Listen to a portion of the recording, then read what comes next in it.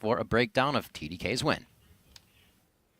Thank you, Riv. Game 1 in our second series, they're going to TDK. Yeah. The first thing I want to look at here is champion select in the way that the pick spans played out here, because we talked about which lanes this match would hinge on. One of those lanes being the mid lane, the unknown of how Pobelter and Alex each would match up. Yeah. Now, it turned out that in the microcosm of the mid lane, it was fairly even. We saw both of them pretty close to killing each other solo, and they traded back and forth, even CS coming out of lane.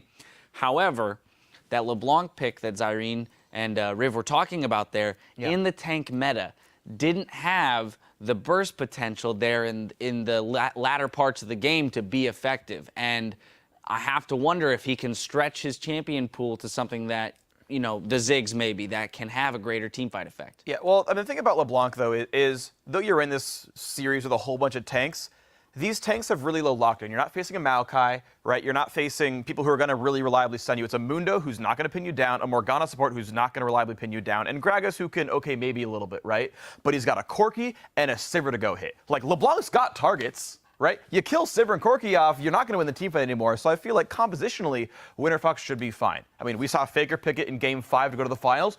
Ruined the game, right? Like, it's like, I mean, I think LeBlanc is still very good. Yes. And he picked this LeBlanc into the double AD comp, right? Seeing the competition, saying, okay, I'm going to kill Corki or I'm going to kill Sivir, and failed to do so. You mentioned the fact that mid lane went equal. That's good for Corki. Yeah. He got counterpicked by an assassin and thrived. That means Alexich won the lane.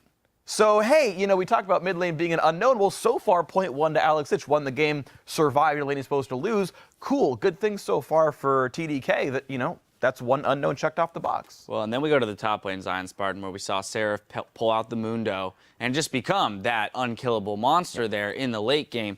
And, you know, it's the one form of carry, but as Freak mentioned, he also has the AD Bruiser Nidalee. So this guy can be a threat in multiple forms. How do you deal with that?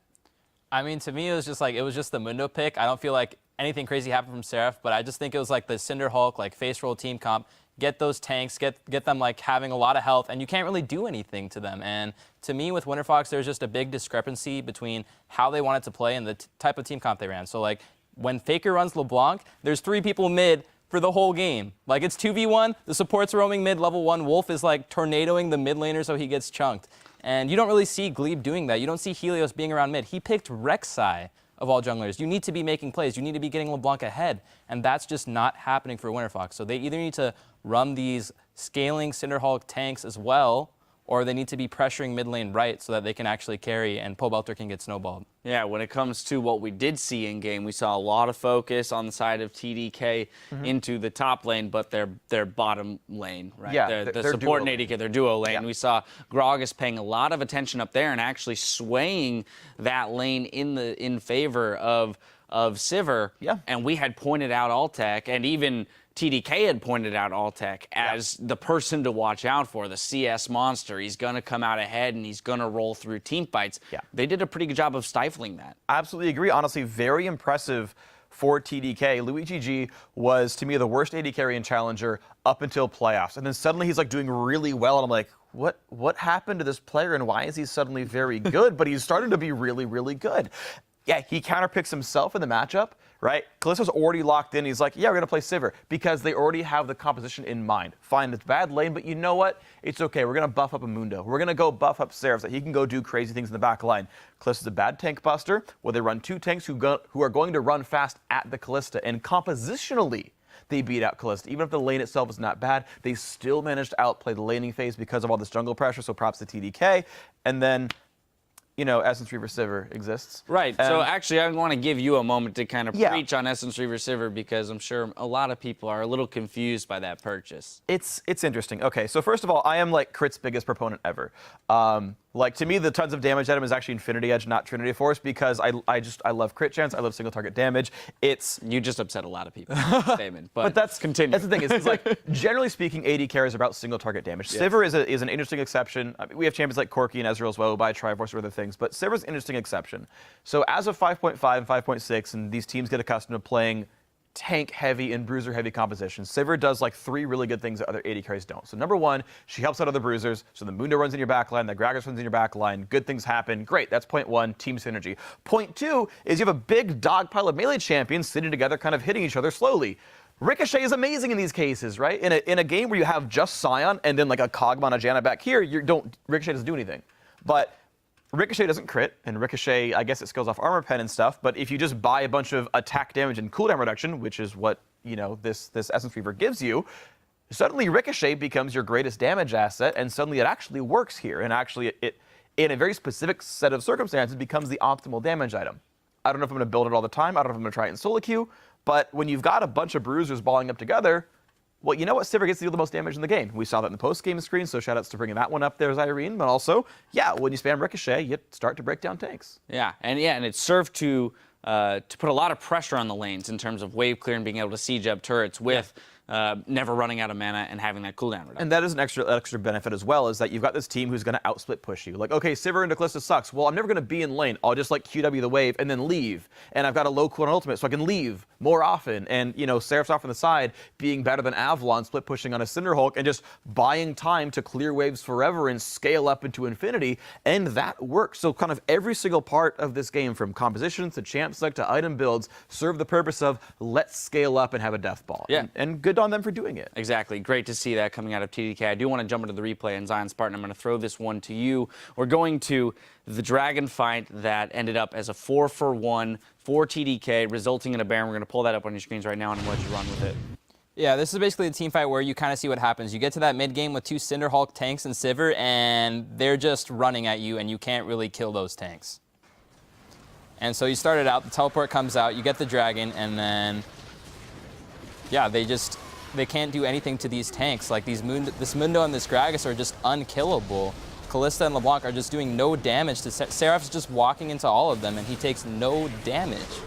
And there's not much you can do when you can't even kill the front line. He actually ends up living. Yeah, which is incredible.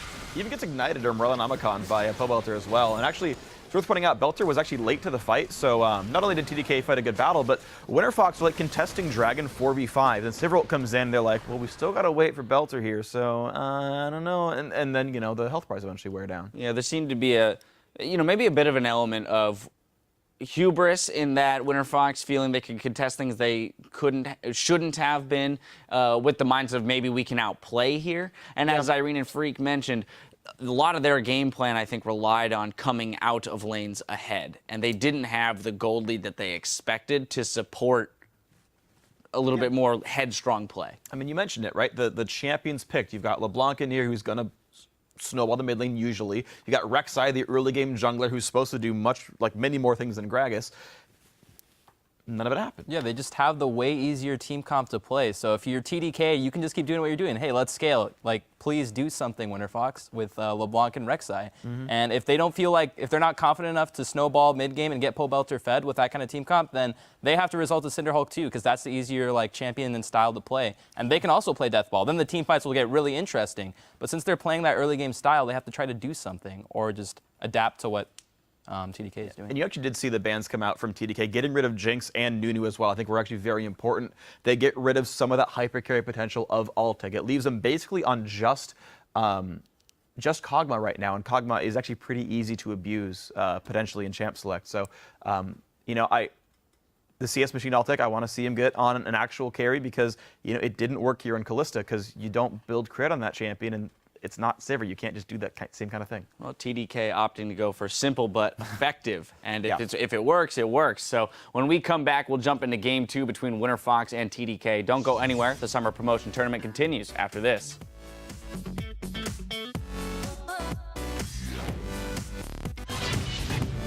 You guys scared or excited? No, scary. I'm excited. Good. Where is Russia? What? Where is Russia? All of Winterfox is in retreat right now. TDK gets a great fight. Pobelter tries to find the backline, and he actually positions nicely with Avalon. Stun. Nice.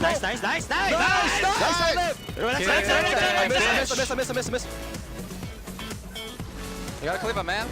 Nice. Nice. Maokai. I got Kalista, I killed Kalista. LB. I got both of them. Okay. I'm looking at LB. I'm on Rek'Sai. TDK takedown Winterfox for game 1.